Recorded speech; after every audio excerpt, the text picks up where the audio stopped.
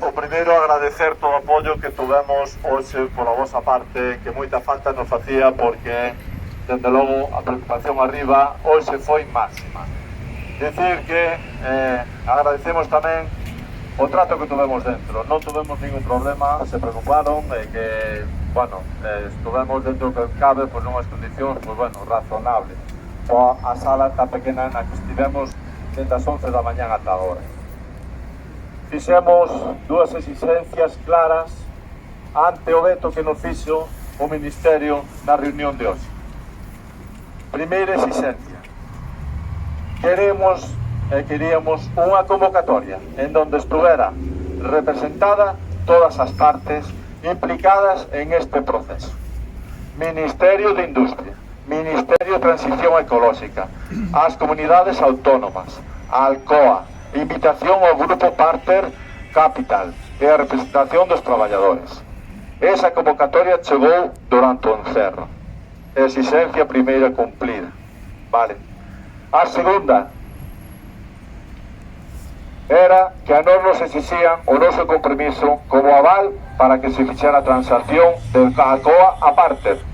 E nos dixemos claramente: isto non está en ningún sitio no preacordo. Non temos nada que firmar aquí.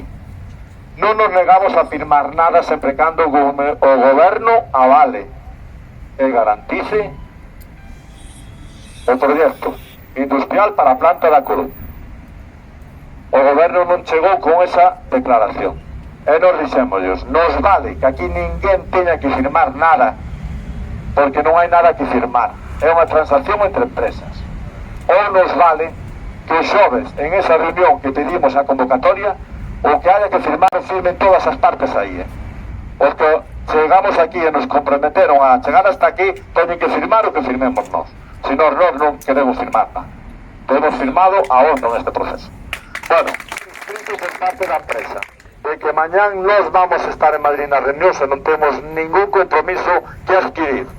Vamos a ver as cláusulas que vai haber en eses contratos, vamos a ver como se desenvolve dos inversores, e despois, os xoves, en todo caso que haya que plasmar algunha firma ou algún compromiso, o farán todas as partes, desde os ministerios, as administracións autonómicas e nós, e tamén a propia Alcoa e os inversores. Entón, esta é a situación.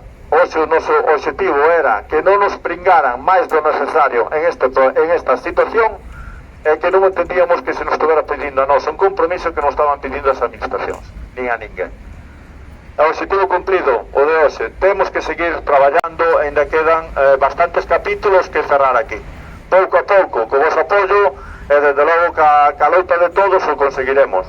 É o que hai, de momento é o que hai. Está claro de que a outra xente se está movendo en outra dirección, non nos convence a outra dirección. Sempre somos plato de segunda opción aí, non nos gusta, e ahora que nos veñan a vender unha segunda opción, non nos gusta para nada. Sempre pedimos, como dixemos xa nas asambleas, que había que poñer encima da mesa unha salida integral para as dúas plantas, unha salida para seguir producindo aluminio primario, e sempre dixemos que íbamos a salir xuntos en este proceso. Esas condicións se cumplen e nós vamos a apostar por elas. Así que, adiante, ainda queda moito por facer. A loita continúa, compañeros e compañeros.